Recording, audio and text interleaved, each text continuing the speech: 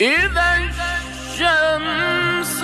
كورت وإذا النجوم انكدرت وإذا الجبال سيرت وإذا العشار طلت وإذا الوحوش